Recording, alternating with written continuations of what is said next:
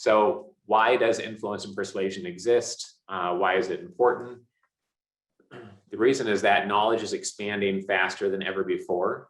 And it would sound ridiculous to say that anybody is a complete expert and knows everything about any one topic. Like nobody knows everything about raising capital. Nobody knows everything about self-storage. You might know a lot about managing a self-storage facility, but do you know how to construct one? Do you know about how to negotiate the insurance terms on one? Do you know how to do the cost segregation study on one yourself, et cetera? There's all these little channels of knowledge, and the knowledge keeps on growing. So in the 1800s, there was someone called John Stuart Mill who supposedly knew everything about everything. And that was the last person who ever claimed to know that, to have that level of knowledge. Nowadays, there's knowledge expanding so quickly that's not even near possible. There's 400,000 scientific journals published every year. And each scientific journal covers so much that not one person understands everything going on in that scientific journal, probably, unless it's very, very, very specific. So because of that, people need to use shortcuts to survive their day. They need to figure out, they're not going to take apart a Tesla and test the AI and hire independent researchers. They have to go off of social proof. They have to go off of other signs that allow them to buy a book and say, okay, I'm going to buy that book because Richard said it's good. And I look online on Amazon, had a lot of reviews. I've also heard about it from my other friend.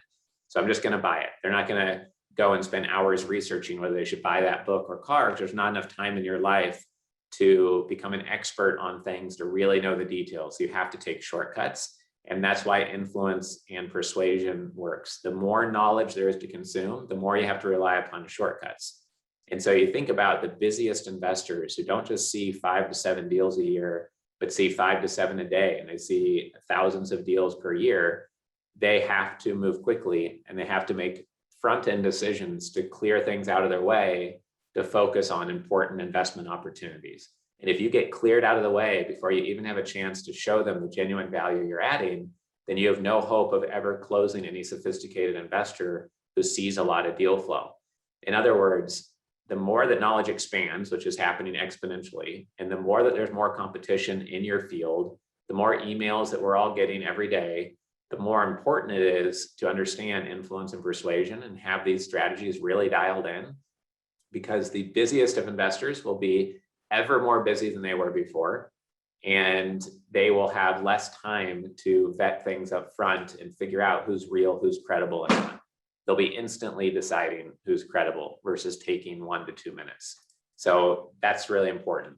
Also, your ability to influence somebody else and the timeline of when your pitch really begins is really at the very first interaction and at every interaction.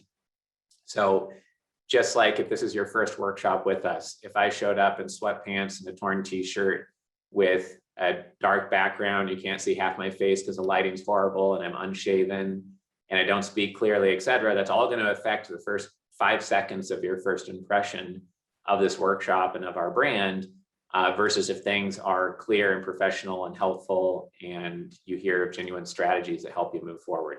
So when you send an email, that first impression on the email signature, does your brand mean something? Do you have a one-liner there? Are there links to your website? Is there a picture of you in your email signature? Does your domain name make sense? Does the subject line of your email grab their attention? Is the email written in a concise way that really talks to their pain or needs? Those are all different things where the due diligence on you has begun, and the screening of you has begun just by reading the subject line of your email. And a lot of people don't realize how instant those judgments are made, and then you have no chance because people haven't read your email.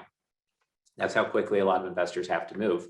Like it or not, that's just reality. It's just gravity. So you can complain about it, but it's just going to get worse the busier that investors get.